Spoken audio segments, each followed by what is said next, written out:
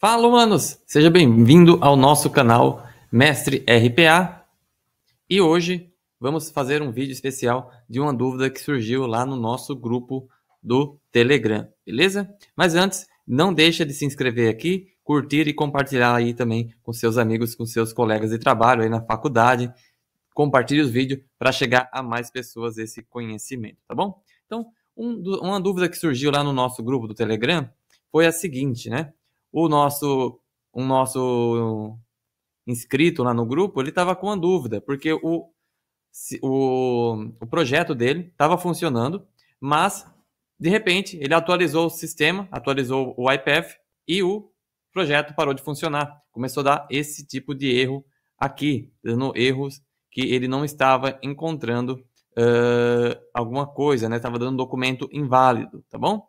Então, esse erro é muito comum. Muitas vezes acontece esse tipo de erro em projetos.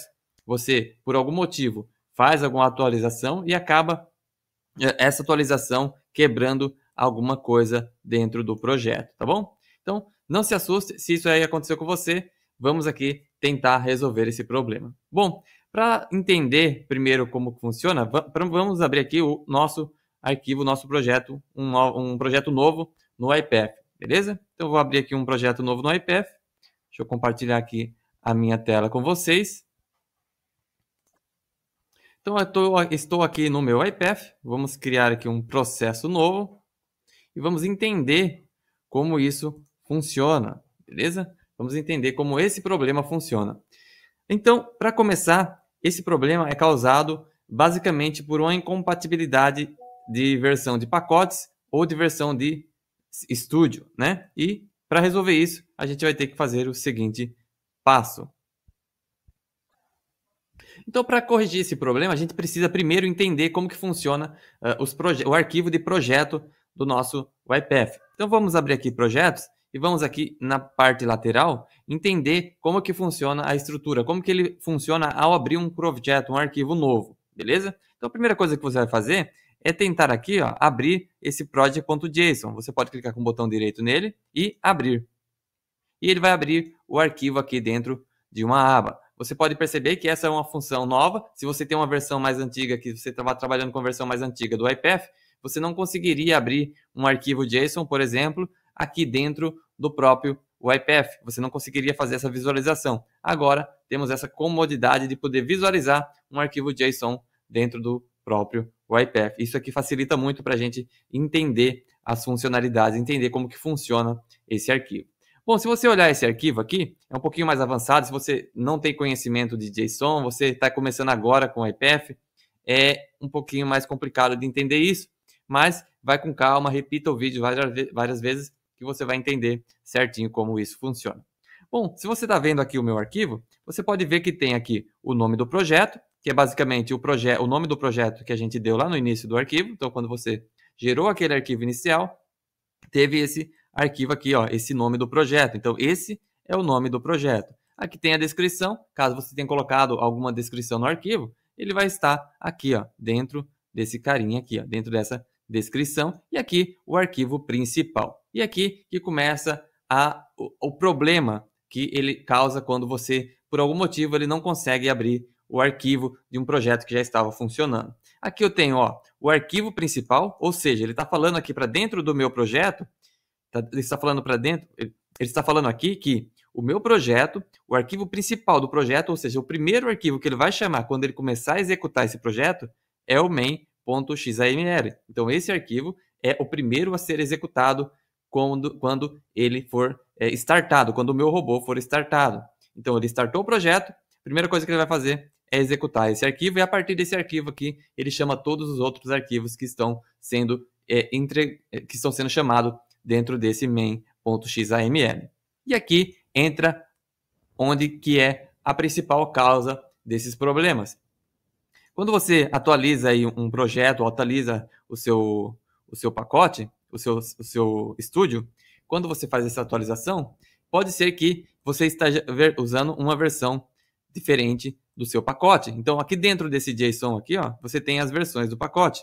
E se você atualizou o seu sistema e você executou ele e ele não está abrindo o arquivo, está dando esse tipo de erro que eu mostrei aqui lá no início do vídeo, acontece o seguinte, pode ser que ao instalar pode ser que a atualização nova substituiu o pacote que está com a versão aqui. Então, quando ocorre isso, a versão foi atualizada junto com o estúdio, ou seja, ele atualizou o pacote que está vindo aqui dentro do seu estúdio e aí quebrou o projeto, beleza? Então eu tenho aqui, ó, a versão do estúdio e a versão dos pacotes que eu tenho dentro do meu projeto. E se isso ocorrer, mudar aqui a versão que está no pacote, que está no seu computador, a versão do pacote que está instalada ali, não for a mesma versão que eu tenho aqui dentro do meu pacote e dentro das dependências